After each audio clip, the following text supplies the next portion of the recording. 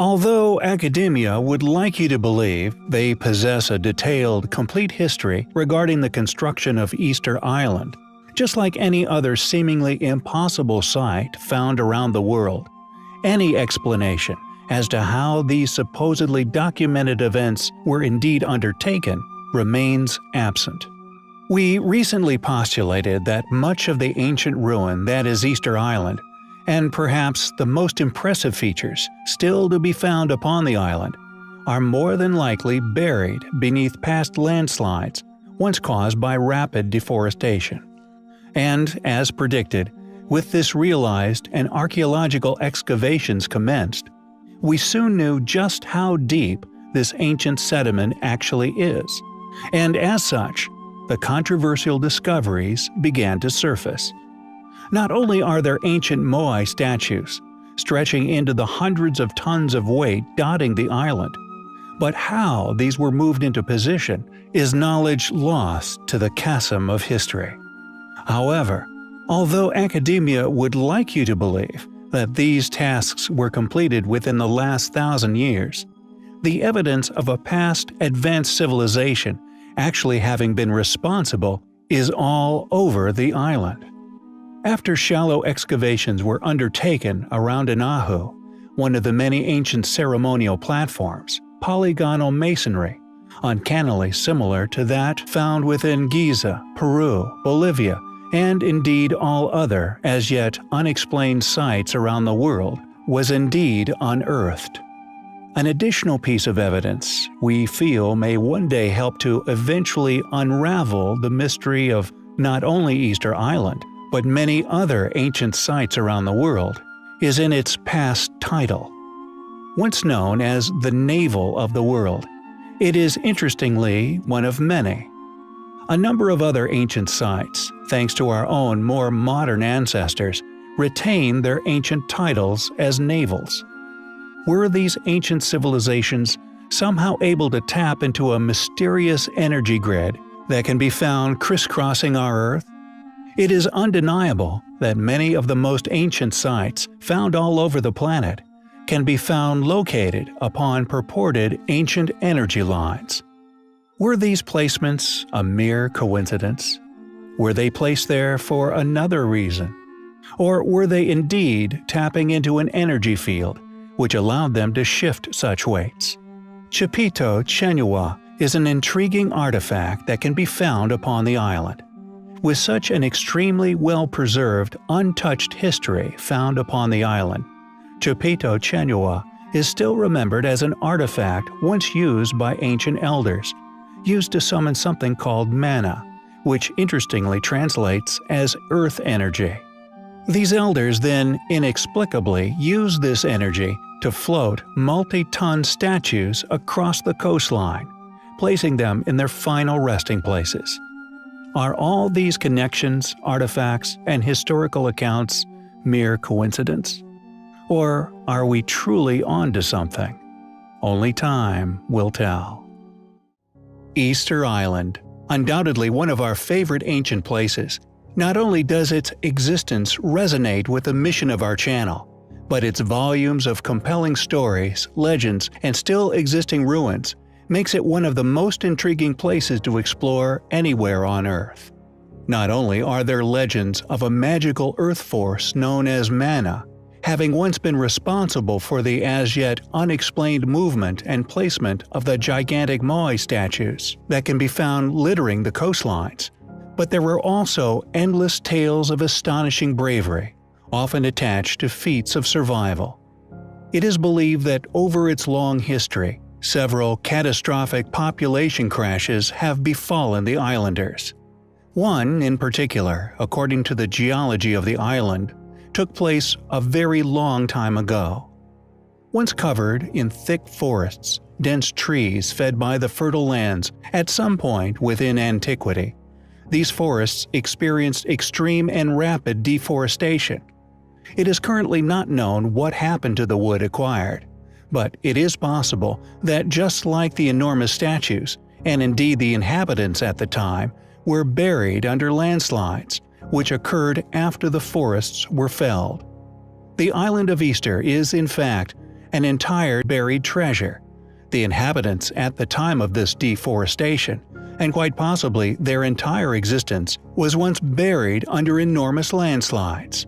These remains, possibly preserved under several meters of earth, still found upon the island. What's compelling regarding the buried remains is that they could indeed be those of the people who were once responsible for the movement of the statues. A fragment of a civilization that we have long stated is not a mere few thousand years old, but very possibly a pre-Ice Age, world-going, highly advanced civilization, once capable of moving stones we are yet to explain the placements of. Could there quite possibly be perfectly preserved, highly advanced ancient ruins buried under many meters of earth all over the extremely remote Easter Islands? Furthermore, could there actually be existing evidence, or possibly the lost technology responsible for moving such stones, still within the reach of being publicly exposed, and out of the reach of conspiratorial powers who would, if capable of such a task, excavate such sites and hide away these controversial features? What's buried on Easter Island? Could it ironically turn out to actually be a metaphysical Easter egg? A valuable jewel in the crown of alternative antiquarian researchers the world over? Easter Island is undoubtedly an incredible place, and one which still has much to show the world regarding our past. It's an amazing thought that a tiny place, thousands of miles out within the ocean, could hold an ancient secret capable of affecting all of us. Easter Island. The more I learn about this magical place, the more amazing it seems to become. I have become consumed by its history. Not only is it many thousands of kilometers from the coast of its nearest inhabited neighbor, but it still possesses features and characteristics that, although largely overlooked by mainstream academia, could unlock certain aspects of our forgotten past. Not only is there confirmed reports of the island once being inhabited by giants, but there exists concrete links to an ancient network of structures which had an as yet unknown function. The island has been visited by numerous talented explorers and historians throughout the modern era, detailing many ancient anomalies upon the island which cannot be explained. The official view is that Easter Island was discovered accidentally by Polynesian migrants in the 4th century AD. Their descendants, living in isolation and having nothing better to do, decided to carve giant statues and build huge platforms. This version of events, however, conveniently avoids any explanation as to how they built the Moai. What I have personally discovered is a compelling link to the same civilization who built the pyramids, the ancient sites in Peru, and others which span the earth. Researchers have been connecting characteristics of Easter Island with the pyramids of Giza and numerous other sites for many years, subsequently discovering the suppressed, yet very real, ancient pyramid, which rests upon one of Easter Island's neighboring rocks. Thahir Dal, a Norwegian explorer, actually investigated this mysterious pyramid. His belief, which he gained from many years of study, was that the Incas actually learned their craft of masonry from their predecessors in Tiwanaku. Excavations of the earth-covered pyramidal mound in Tiwanaku have shown it to be a terraced pyramid from long before the age of the Incas. It is faced with accurately hewn and artistically jointed blocks, just as on Easter Island's neighbor. Local legend stated that a powerful supernatural being named A'alk traveled about the Pacific, prying up whole islands with a gigantic lever and tossing them into the sea. After destroying many islands, he came to the coast of Easter Island, then a much larger land than it is today. Eventually he reached a place on the island where the rocks were so sturdy that his lever broke. And this is what remains of the island today. What is interesting about this story is that it tells of the island once being much larger, a hypothesis strongly supported by numerous areas of study, along with the oldest archaeological remnants upon the island. William Routledge, a British explorer, discovered traces of a track of great antiquity, finally finished, which runs round what is now left of the island. It is known as Ara Mahiva, Ara meaning road, and Mahiva being the name of the spiritual deity believed to have made it. Much of the road which remains is now just a continuous furrow which runs along the northern and western coasts. Routledge said at the time regarding the find, quote, "This silent witness to a forgotten past is one of the most mysterious and impressive things on the island," end quote. The ancient road is also mentioned in a Rongorongo tablet known as a Pi. Rongorongo is the written language of the Easter Islanders. Even Orthodox researchers have admitted that the language is a genuine enigma.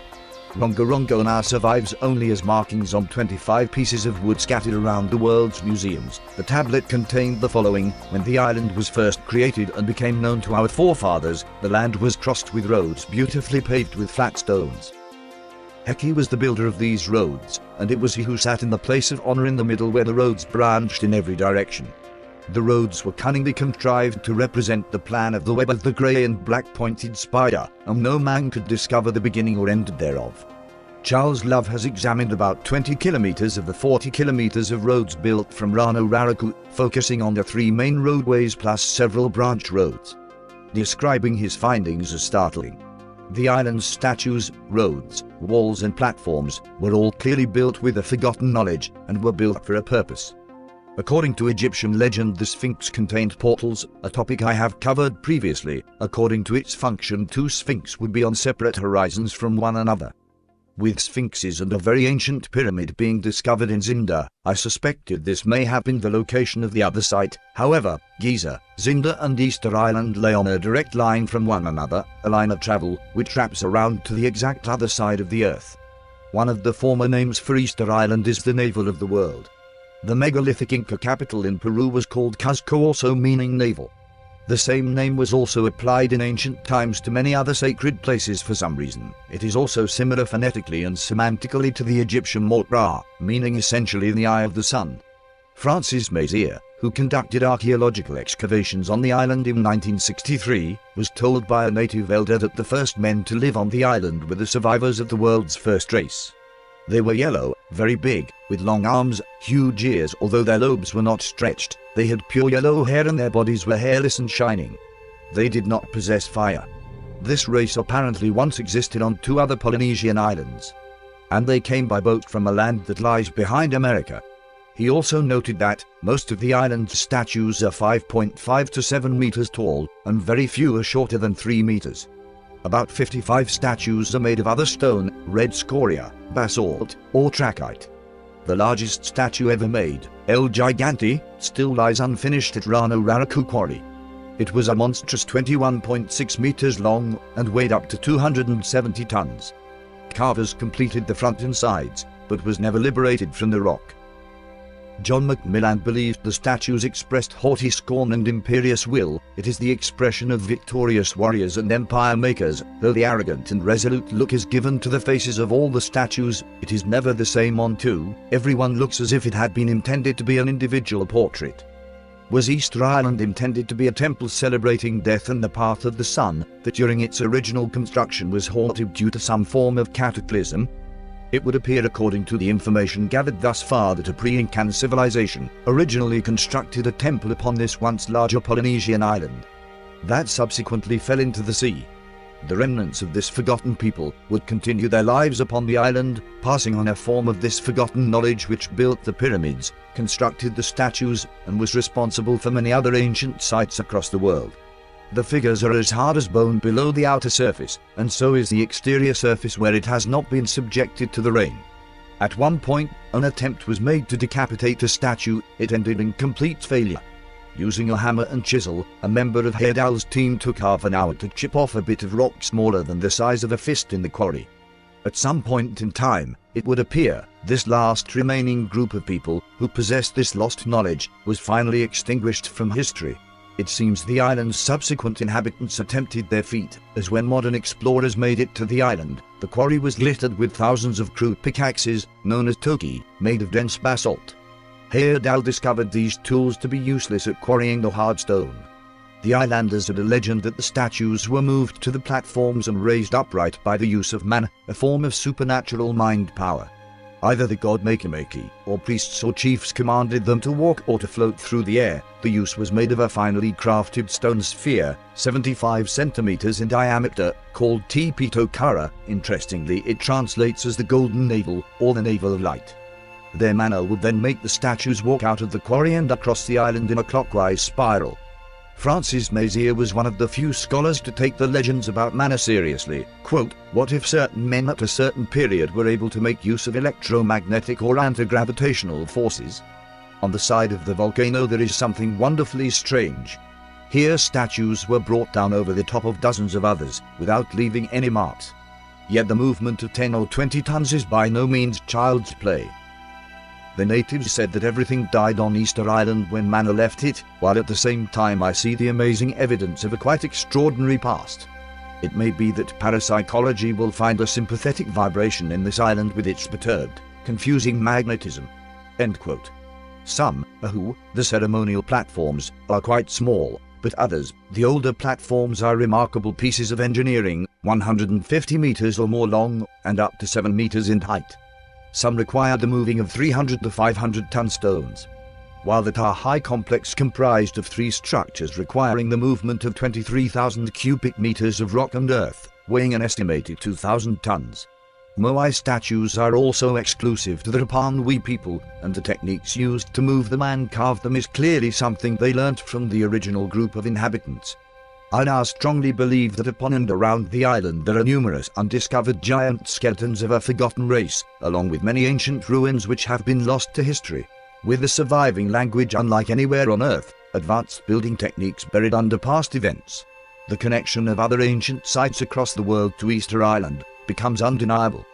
What amazing secrets lay in this once forgotten place just waiting to be discovered, only time will tell.